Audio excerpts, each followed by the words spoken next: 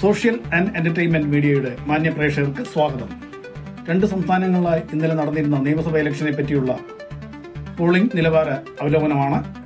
152 മണ്ഡലങ്ങളിലായി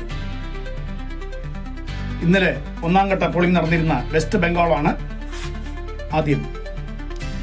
രാവിലെ മുതലേ കനത്ത പോളിംഗ് ആയിരുന്നു മിക്ക പോളിംഗ് സ്റ്റേഷനിലും നടന്നിരുന്നത്. സംസ്ഥാന ഭരണകക്ഷിയായ TMCക്കെതിരെയുള്ള ജനവികാരം എന്നാണ് BJP ഉൾപ്പെടെയുള്ള ബംഗാളിലെ വിവിധ രാഷ്ട്രീയ പാർട്ടികൾ ഇന്നലത്തെ കനത്ത പോളിംഗിനെ വിശേഷിപ്പിച്ചത്.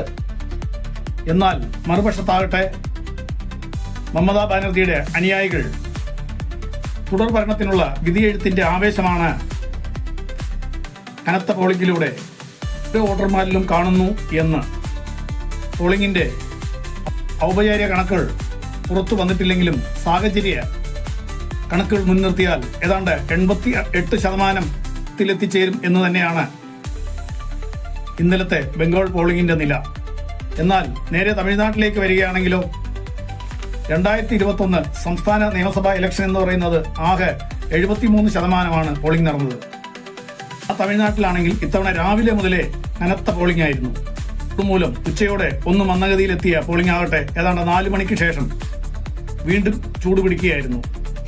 ഇത്തവണത്തെ തമിഴ്നാട്ടിലെ കനത്ത പോളിംഗിലൂടെ, ശക്തമായ പോളിംഗിലൂടെ തമിഴ്നാട്ടിലെ മിക്ക രാഷ്ട്രീയ പാർട്ടികൾക്കും ആത്മവിശ്വാസം വർദ്ധിച്ചിരിക്കുകയാണ്. പ്രത്യേകിച്ചും ഭരണകക്ഷിയായ DMK തുടർ ഭരണത്തിലെത്തും എന്ന് തന്നെയാണ് മുഖ്യമന്ത്രി സ്റ്റാലിൻ അഭിപ്രായപ്പെട്ടിരിക്കുന്നത്.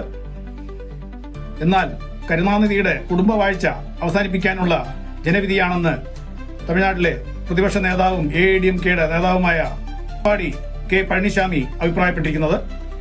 രണ്ടുപേരിൽ നിന്നും തികച്ചും വ്യത്യസ്തമായ സിനിമാ നടൻ വിജയ് ആവട്ടെ തന്റെ TVK എന്ന പാർട്ടിയുടെ മുഖ്യമന്ത്രി കസേരയിലേക്ക് കണ്ണുന്നിട്ട് മെയ് 10 തീയതിക്കായി അദ്ദേഹം കാത്തു നിൽക്കുകയാണ്. തമിഴ്നാട്ടിൽ ഏതാണ്ട് 97 ലക്ഷത്തോളം വോട്ടർമാർ SIR നിയമത്തിലൂടെ ഒഴിവാക്കപ്പെട്ടിട്ടും പോളിംഗ് സമയം അവസാനിച്ചപ്പോഴത്തെ നിലവാരമനുസരിച്ച് ഏതാണ്ട് 85% എത്തിച്ചേരും എന്ന് തന്നെയാണ് രാഷ്ട്രീയ വൃത്തങ്ങൾ സൂചിപ്പിക്കുന്നത്.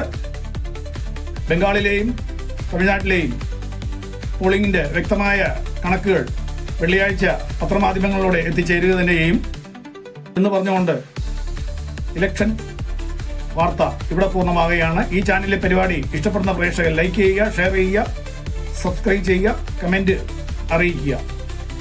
മറ്റൊരു പരിപാടിയിലൂടെ നമുക്ക് വീണ്ടും കാണാം. നന്ദി, നമസ്കാരം.